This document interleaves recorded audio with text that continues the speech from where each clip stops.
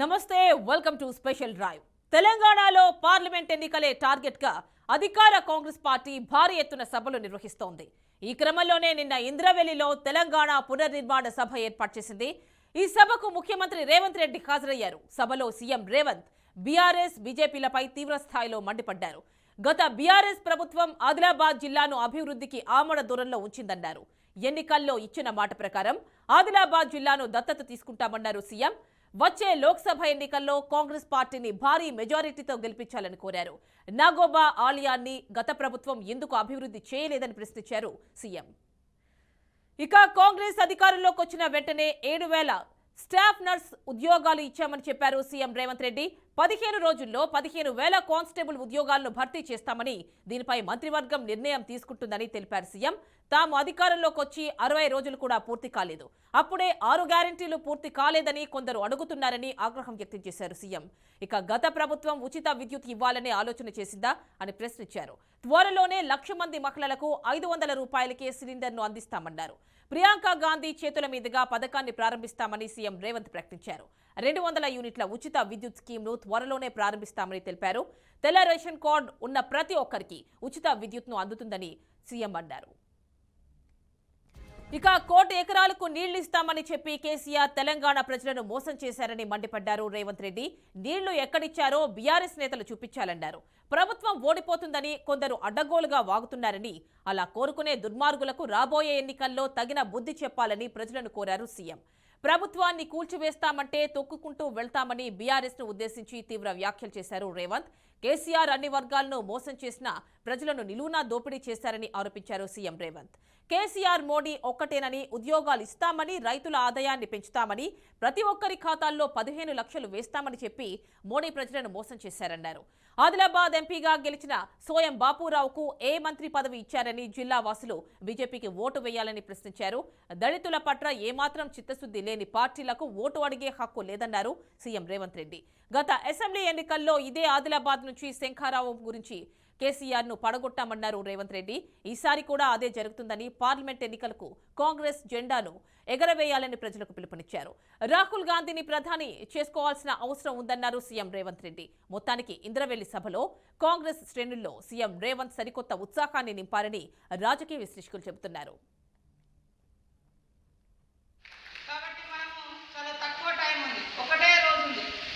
నిన్ననే మనం ఇన్ఛార్జీలతోటి మిగతా పెద్దలతోటి చర్చ చేయడం జరిగింది. ఈరోజు నైట్ నేను వచ్చిన, మరి ఇప్పటికే కేశలాపురం కానీ ఇంద్రవెల్లి కానీ వెళ్ళి రావడం జరిగింది. ఇక్కడ మీతో ఒకసారి మాట్లాడి తర్వాత మరి ఆదిలాబాద్ ఉంది, ఆసిఫాబాద్ ఉంది, ఇంకా చాలా నియోజకవర్గాలు నేను కూడా పోయేది ఒక్కటే రోజు మధ్యలో ఉన్నది. మిమ్మల్ని కూడా ఎక్కువసేపు కూర్చోబెట్టేది ఏం లేదు. మన నియోజకవర్గం నుంచి 15,000 మంది కార్యకర్తలు, అభిమానులు.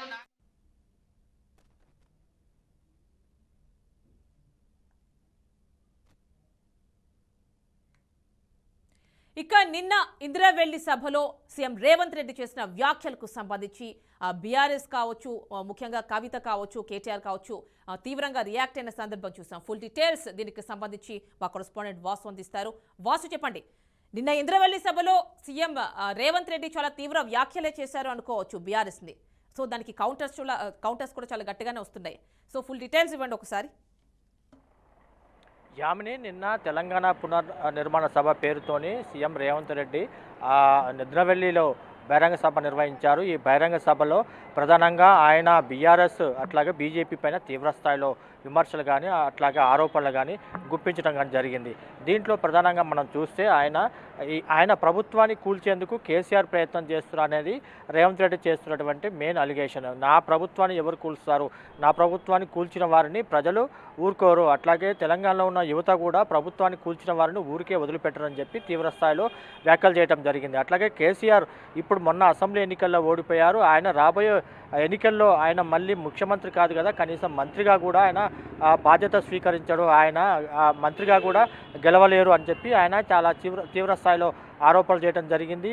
అట్లాగే తాను ఏదైతే బీఆర్ఎస్ మీద ఆరోపణలు చేస్తున్నారో ఆ ఆరోపణలన్నింటిని కూడా తాను కట్టుబడి ఉన్నానని చెప్పి కేసీఆర్ తమ ప్రభుత్వంపై అట్లాగే తమ ప్రభుత్వాన్ని కూల్చుతామని చెప్పి కేటీఆర్ ఆయన తనయుడు కేటీఆర్ ఏదైతే మళ్ళీ కేసీఆర్ సీఎం అవుతారని చేసిన వ్యాఖ్యల నేపథ్యంలో రేవంత్ రెడ్డి ఎట్లా మాజీ సీఎం కేసీఆర్ ఎట్లా సీఎం అవుతారు, దానికి ఏ రకంగా ఆయన సీఎం అయ్యేందుకు ప్రయత్నాలు చేస్తారనేది రేవంత్ రెడ్డి చేస్తున్నటువంటి ప్రధానమైనటువంటి ఆరోపణ. అట్లా ప్రభుత్వాన్ని కూల్చే విధంగా ఎవరైనా ప్రయత్నాలు చేస్తే మాత్రం ఖచ్చితంగా తీవ్రమైన పరిణామాలు ఉంటాయి. తాను అది ఊరుకో బోము, అట్లాగే తెలంగాణ ప్రజలు ప్రధానంగా యువత దీన్ని ఊరికే వదిలిపెట్టరని చెప్పి తీవ్రస్థాయిలో ఆయన వ్యాఖ్యలు చేయడం జరిగింది. చాలా తీవ్రమైన భాషలో ఆయన వ్యాఖ్యలు చేయడం జరిగింది. దానికి కౌంటర్గా ఇవాళ బీఆర్ఎస్కి సంబంధించిన ఎమ్మెల్సీ కవిత తీవ్ర స్థాయిలో మండిపడింది. రేవంత్ రెడ్డి చేసిన వ్యాఖ్యలు ఆయన అధికారానికి సంబంధించి అధికార దర్పానికి అవి అద్దం పట్టే విధంగా ఉన్నాయి. అట్లాగే ఆయన పార్టీ కార్యక్రమానికి ప్రభుత్వ నిధులు వాడుకుంటున్నారని చెప్పి ఆరోపణలు చేయడం జరిగింది. అట్లాగే ప్రియాంక గాంధీ చేతుల మీదుగా 500 రూపాయల గ్యాస్ సిలిండర్ స్కీమ్ని ఎట్లా ఓపెన్ చేస్తారు, ప్రియాంక గాంధీ తెలంగాణకు వస్తే తాము తెలంగాణ సాంప్రదాయబద్ధంగా ఆమెకు స్వాగతం పలుకుతాం, కానీ ఇట్లాంటి ప్రభుత్వ కార్యక్రమాల్లో ఆమె పాల్గొంటే మాత్రం ఖచ్చితంగా నల్ల జెండాలు ఎగరేస్తాం, నల్ల బెలూన్స్ ఎగరేసి నిరసన వ్యక్తం చేస్తామని చెప్పి తీవ్ర స్థాయిలో ఆమె మండిపడటం జరిగింది. ఇటు ఆదిలాబాద్ జిల్లాకు సంబంధించిన మాజీ మంత్రి జోగురామన్న కూడా ఆయన మీడియాతో మాట్లాడుతూ ఆదిలాబాద్ జిల్లాలో ఏదైతే నిన్న అమరవీర స్థూపానికి సంబంధించి రేవంత్ రెడ్డి మాట్లాడారో, అమరవీర స్థూపం అనేది ప్రధానంగా కాంగ్రెస్ పార్టీ హయాంలోనే అది కూల్చారు, కాంగ్రెస్ పార్టీ హయాంలోనే దానికి సంబంధించిన ధ్వంసం జరిగింది, కాంగ్రెస్ పార్టీ దానికి బాధ్యత వహించాలని చెప్పి ఆయన ఆరోపణలు చేయడం జరిగింది. అట్లాగే జోగురామన్న ఏదైతే మాట్లాడారో గద్దర్ని కూడా అక్కడ ఆ స్థూపం దగ్గరికి వెళ్ళనీయలేదు, గద్దర్ని కూడా రానియకుండా ఆపింది కాంగ్రెస్ పార్టీని. ఇవాళ గద్దర్ పేరు తీసుకొని మాట్లాడుతున్నారు అనేది జోగురామన్న చేస్తున్నట్టు ఆరోపణలు. ప్రధానంగా బీఆర్ఎస్ పార్టీ కానీ కాంగ్రెస్ మధ్యన రేవంత్ రెడ్డి సీఎం అయినప్పటి నుంచి కూడా తీవ్ర స్థాయిలో మాటలు కానీ అట్లాగే విమర్శలు ప్రతి విమర్శలు మనం చూస్తూ ఉన్నాం. ప్రధానంగా కేటీఆర్ ఇటీవల చేసిన వ్యాఖ్యలు ఏదైతే కనకపు సింహాసనం పైన అనే వ్యాఖ్యలు ఆయన చేయటం కానీ దాని ట్వీట్ ఎక్స్లో పోస్ట్ చేయటం కానీ అవంతా కూడా కలకలానికి దారి చేసింది. ఆయన లండన్లో ఉన్న రేవంత్ రెడ్డి కూడా బీఆర్ఎస్ పార్టీ మీద తీవ్రమైన ఆయన వ్యాఖ్యలు చేశారు, తీవ్రమైన కామెంట్ చేశారు.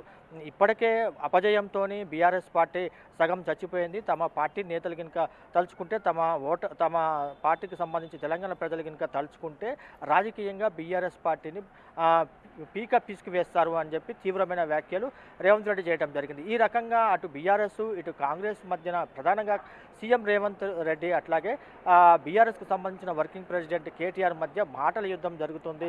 అదంతా కూడా తీవ్ర స్థాయిలో పరుషమైన పదజాలంతో అవంతా కూడా జరుగుతుంది. అది నిన్న ఇంద్రవెల్లి సభలో రేవంత్ రెడ్డి చేసిన వ్యాఖ్యలు చాలా తీవ్రమైనవి. అది బీఆర్ఎస్ పార్టీ కూడా అదే స్థాయిలో కౌంటర్ ఇచ్చేందుకు ప్రయత్నం చేసింది. ఆ రకమైన మాటల యుద్ధం కొనసాగుతుంది. యామిని అంటే వాసు ఇక ఈ ఏవైతే పథకాలు ఉన్నాయో 500 రూపాయలకి గ్యాస్ సిలిండర్ కావచ్చు, ఇప్పుడే మీరు చెప్పారు. అయితే ఈ 200 యూనిట్ల పవర్ ఏదైతే ఉందో బీఆర్ఎస్ గవర్నమెంట్లో ఇవ్వలేకపోయింది కదా అని చెప్పి ఒక కామెంట్ చేశారు రేవంత్ రెడ్డి.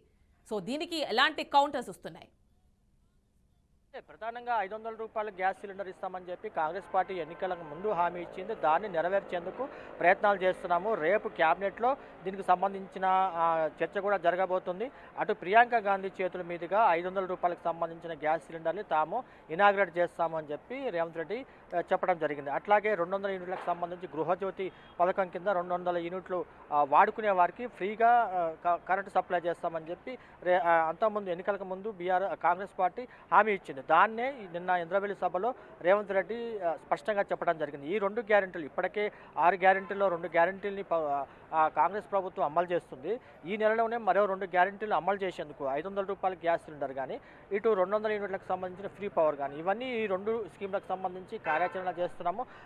ఈ బడ్జెట్ సమావేశాలు ముగిసిన తర్వాత అసెంబ్లీలో దీనిపైన చర్చ జరుగుతుంది. అట్లాగే ప్రియాంక గాంధీని తీసుకొచ్చి ఈ 500 సంబంధించి గ్యాస్ సిలిండర్ని వాళ్ళు ఇనాగ్రేట్ చేస్తామని చేసిన వ్యాఖ్యలు కూడా బీఆర్ఎస్ పార్టీ అది పార్టీ కార్యక్రమం కాదు, ప్రభుత్వ కార్యక్రమం. ప్రియాంక గాంధీ ఏ రకంగా వచ్చి ఇనాగ్రేట్ చేస్తుంది, ఆమె కనుక ఈ కార్యక్రమం ఇనాగ్రేట్ చేస్తే తాము ఖచ్చితంగా నల్ల బెలూన్లు కానీ నల్ల రిబ్బన్లు ధరించి ప్రొటెస్ట్ చేస్తామనేది బీఆర్ఎస్ ప్రధానంగా ఎమ్మెల్సీ కవిత ఈరోజు మీడియాతో మాట్లాడుతూ చేసిన వ్యాఖ్యలు. ఇవన్నీ కూడా ఈ 500 రూపాయలకు సంబంధించిన సిలిండర్ స్కీమ్కి సంబంధించి ఏ రకంగా ఉంటుంది, ఎప్పుడు తీసుకొస్తారు, బీఆర్ఎస్ ఏ రకంగా దాన్ని నిరసన వ్యక్తం చేస్తుంది అనేది ముందు మనం చూడాల్సి ఉంటుంది. యామిని అంటే వాసు కిస్లాపూర్ నాగోబా ఆలయాన్ని కూడా ఏమాత్రం బీఆర్ఎస్ గవర్నమెంట్ పట్టించుకోలేదు, దీనికి సంబంధించి కూడా కొన్ని కామెంట్స్ చేశారు సీఎం.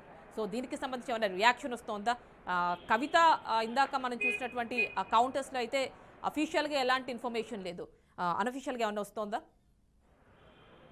ఆమె ఈ నాగోబా జాతరకు సంబంధించి అట్లాగే కేస్లాపూర్లో నిన్న రేవంత్ రెడ్డి చాలా కార్యక్రమాలు చేపట్టారు. దాని మీద ఎమ్మెల్సీ కవిత వ్యాఖ్యలు చేయకపోయినా కూడా ఆ జిల్లాకు సంబంధించిన మాజీ మంత్రి జోగురామన్న వ్యాఖ్యలు చేశారు. ఈ నాగోబా జాతర కానీ అట్లాగే ఇంద్రవెల్లి అమరవీరుల స్తూపం కానీ ఇవన్నీ కూడా తమ హయాంలో 800 కోట్లు వెచ్చించి ఉమ్మడి ఆదిలాబాద్ జిల్లాలో సాగునీటి ప్రాజెక్టులను తీసుకొచ్చాము. జిల్లాలు పునర్విభజన చేసి 3-4 జిల్లాలుగా ఆదిలాబాద్ జిల్లాని వేరు చేసి అభివృద్ధికి తాము దోహదం చేశాము. అట్లాగే కొత్త మండలాలు, కొత్త రెవెన్యూ డివిజన్లు ఇవన్నీ కూడా పరిపాలన వికేంద్రీకరణ చేసి ఆదిలాబాద్ జిల్లాని డెవలప్ చేశాము.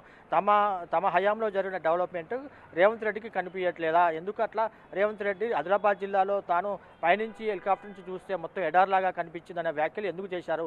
ఆదిలాబాద్ జిల్లాలో తాము చేసిన అభివృద్ధి అనేది ఖచ్చితంగా ఆయన కనపడట్లేదా అని చెప్పి జోగురామన్న ఇవాళ మీడియా సమావేశంలో చేసిన వ్యాఖ్యలు కానీ ఇవన్నీ ఆదిలాబాదు రాజకీయాల చుట్టూ తిరిగాయి. అట్లాగే నిన్న ఆయన ఇంద్రవెల్లి సభలో చేసిన పొలిటికల్ కామెంట్స్ కానీ అట్లాగే డెవలప్మెంట్ యాక్టివిటీస్ కానీ ఇవన్నీ కూడా బీఆర్ఎస్ పార్టీ నుంచి ఇవాళ అటు ఎమ్మెల్సీ కవిత కానీ ఇటు మాజీ మంత్రి జోగురామన్న అట్లాగే ఆ జిల్లాకు సంబంధించిన మాజీ ఎమ్మెల్యే విప్ బాల్క సుమన్ వీళ్ళు ఇవాళ మీడియాతో మాట్లాడుతూ రేవంత్ రెడ్డి చేసిన ఏవైతే కామెంట్స్ ఉన్నాయో ఆ కామెంట్స్ని తిప్పికొట్టే విధంగా వారు మాట్లాడారు. యామిని, అంటే వాసు, బీఆర్ఎస్ ప్రభుత్వం నీళ్లు నిధులు నియామకాలను చిందైతే నియామకాల విషయంలోనే వాళ్ళు ఫెయిల్యూర్ అయ్యారు కాబట్టి ఈసారి ఓడిపోయారు, వేరే విషయం. అయితే మరి ఇండైరెక్ట్గా రేవంత్ రెడ్డి వ్యాఖ్యల్లో మేము 15,000 పోలీసులకు సంబంధించిన రిక్రూట్మెంట్స్ జరగబోతున్నాయి అండ్ స్టాఫ్ నర్సులకు సంబంధించి కూడా రిక్రూట్మెంట్స్ జరుగుతున్నాయి, ఆల్రెడీ కొంతమందిని చేసేసాము, ఇంకా అంటే వైద్యానికి సంబంధించి ఇంకొక 5,000 పోస్టులు కూడా రిక్రూట్ చేస్తాము.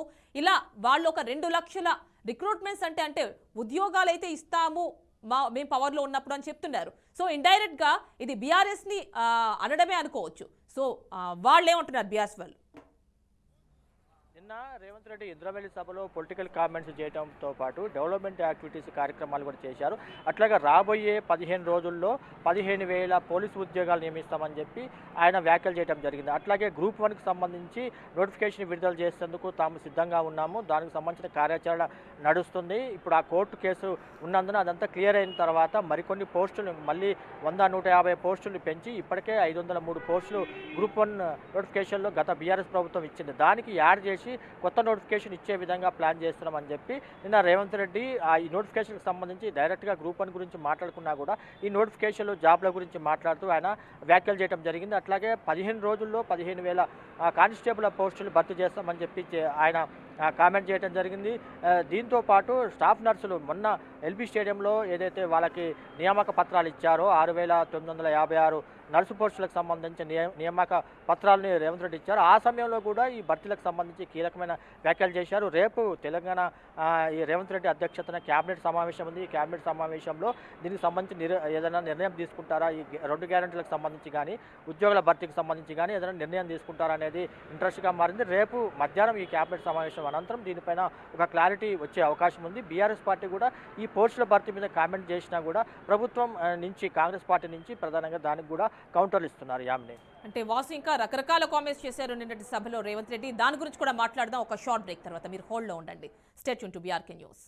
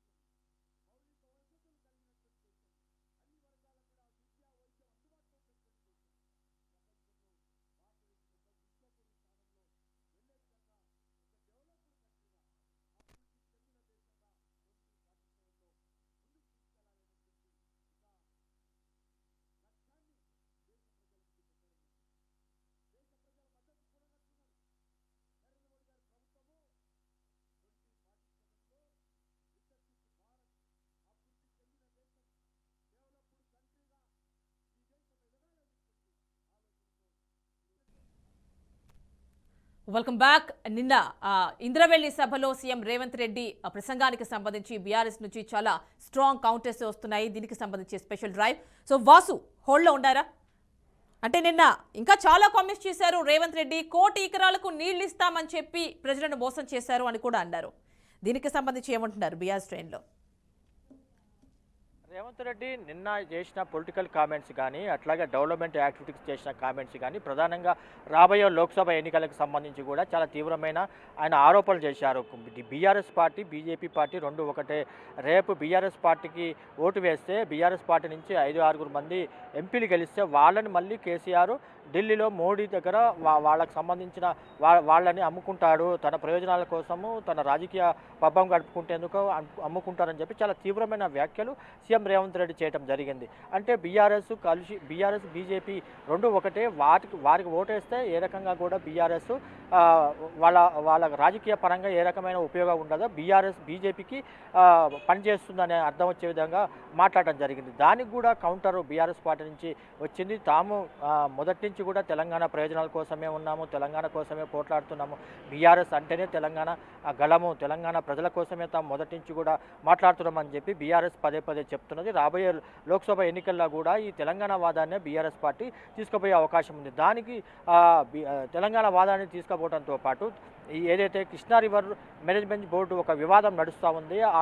కేఆర్ఎంబీకి తెలంగాణకు సంబంధించిన ప్రాజెక్టులు అప్పచెప్పారు. దాంతో తెలంగాణ ఎడారిగా మారుతుంది. కృష్ణానదికి సంబంధించిన వాటరు తెలంగాణకు రాదు అనేది ప్రధానంగా బీఆర్ఎస్ పార్టీ నుంచి చేస్తున్న ఆరోపణలు. కేఆర్ఎంబీకి మన ప్రాజెక్టులు ఇస్తే మనకు సాగునీటికి కానీ తాగునీటికి కానీ కృష్ణా నది నుంచి మనకి రావు అనేది బీఆర్ఎస్ ఆరోపణ. దాని మీద ఇటు రేవంత్ రెడ్డి ప్రభుత్వం కూడా నిన్న ఏదైతే ఈ ఇరిగేషన్కి సంబంధించిన సెక్రటరీ రాహుల్ బొజ్జా అట్లాగే ఇరిగేషన్ ఈఎన్సీ మురళీధర్ జాయింట్గా ప్రెస్ మీట్ పెట్టి తాము కేఆర్ఎంబీకి ప్రాజెక్టులు ఇవ్వలేదని చెప్పి వివరణ ఇచ్చుకోవాల్సి వచ్చింది. అట్లా కేఆర్ఎంబీకి సంబంధించిన ఇష్యూ కానీ తెలంగాణకు సంబంధించిన ఇష్యూ కానీ ఇప్పుడు ఏదైతే ఫ్రీ జర్నీ ఉందో మహిళలకి బస్సులో దాన్ని ఆటో డ్రైవర్లు ఆటో యూనియన్లు తీవ్రంగా వ్యతిరేకిస్తున్నారు.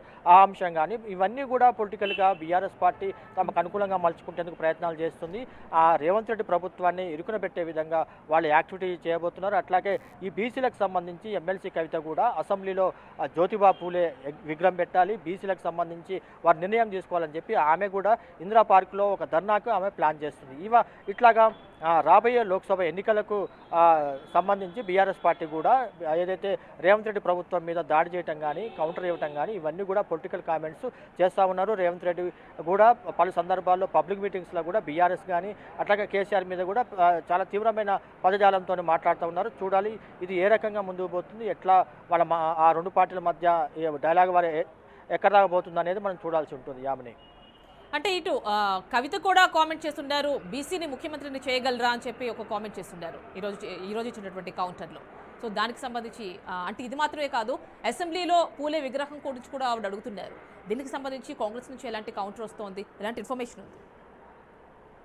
ప్రధానంగా ఎమ్మెల్సీ కవిత ఇప్పుడు బీసీకి సంబంధించిన అంశాన్ని తీసుకుంది. ఆమె ఇటీవల ఒక రౌండ్ టేబుల్ సమావేశాన్ని నిర్వహించింది బీసీల సమస్యల మీద. అట్లాగే ప్రధానంగా తెలంగాణ అసెంబ్లీలో జ్యోతిబా పూలే విగ్రహం పెట్టాలని చెప్పి ఆమె డిమాండ్ తీసుకొచ్చింది. స్పీకర్ ప్రసాద్ కుమార్ని కూడా కలిసి ఒక మెమరాండం ఇచ్చింది. దానికి సంబంధించిన యాక్టివిటీ ఆమె చేయబోతుంది. మరికొద్ది రోజుల్లో ఇందిరా పార్క్లో ఇది జ్యోతిబా పూలే విగ్రహం పెట్టాలని చెప్పి ఆమె మహాధర్నా కార్యక్రమం చేయబడుతుంది. దీనికి కౌంటర్గా బీసీ శాఖ మంత్రి పొన్నం ప్రభాకర్ చాలా తీవ్రమైన వ్యాఖ్యలు చేశారు. బీఆర్ఎస్ పార్టీకి బీసీల మీద అంత ప్రేమ ఉంటే బీఆర్ఎస్ పార్టీ అధ్యక్షుడు కానీ ప్రతిపక్ష నేత కానీ వర్కింగ్ ప్రెసిడెంట్ కానీ బీసీలని నియమించాలి. అది చేయకుండా 10 సంవత్సరాలు కాలయాపన చేసి బీసీలకు సంబంధించిన ఏ అంశం కూడా మాట్లాడకుండా అధికారం పోయిన తర్వాత ఏ రకంగా మాట్లాడతారనేది పొన్నం ప్రభాకర్ చేస్తున్న ఆరోపణలు తీవ్ర స్థాయిలో ఆయన విమర్శలకి కౌంటర్ ఇచ్చారు. ఇటు బీఆర్ఎస్ పార్టీ కూడా బీసీల మీద చిత్తశుద్ధి ఉంటే ఖచ్చితంగా ప్రతిపక్ష నేత పదవి కానీ అధ్యక్ష పదవి కానీ వర్కింగ్ ప్రెసిడెంట్ పదవి కానీ ఇవి బీసీలకి చిత్తశుద్ధి నిరూపించుకోవాలి. ఇప్పుడు అధికారం పోయిన తర్వాత ఏదో ఇష్యూని పట్టుకొని రాజకీయం చేస్తే తగదు. బీసీల మీద ప్రేమ అనేది కాంగ్రెస్ పార్టీకి ఉన్నది. అది బీఆర్ఎస్కి చూపెట్టి నిరూపించుకోవాల్సిన అవసరం లేదు. మా రాజకీయ ప్రాధాన్యతలు మా రాజకీయ వ్యవహారాలు ఖచ్చితంగా జ్యోతిబా పూలే విగ్రహం అక్కడ పెడతాము, మేమే అది నిర్ణయం తీసుకుని పెడతామని చెప్పి కాంగ్రెస్ పార్టీ ప్రధానంగా బీసీ సంక్షేమ శాఖ మంత్రి పొన్నం ప్రభాకర్ వారికి కౌంటర్ ఇచ్చారు. ఈ రకంగా బీసీ అంశం కూడా ఒక నలుగుతూ ఉంది. ఇది కూడా రేపు 8వ తారీఖు నుంచి అసెంబ్లీ సమావేశాలు జరగబోతున్నాయి. అక్కడ కూడా అసెంబ్లీలో కూడా ఈ అంశం చర్చకొచ్చే అవకాశం ఉంది. అటు ప్రతిపక్షాధికార పక్షాల మధ్య దీని మీద తీవ్రమైన చర్చ కూడా జరిగే అవకాశం ఉంది. Yamini right, thank you Vasu. అది నిన్న ఇంద్రవెల్లి సభలో సీఎం రేవంత్ రెడ్డి చేసినటువంటి ప్రసంగానికి చాలా స్ట్రాంగ్ కౌంటర్స్ వస్తున్నాయి ఇటువైపు నుంచి బీఆర్ఎస్ నుంచి. సో దీనికి సంబంధించి ఈరోజు special drive. Stay tune to BRK news Telugu సత్తా.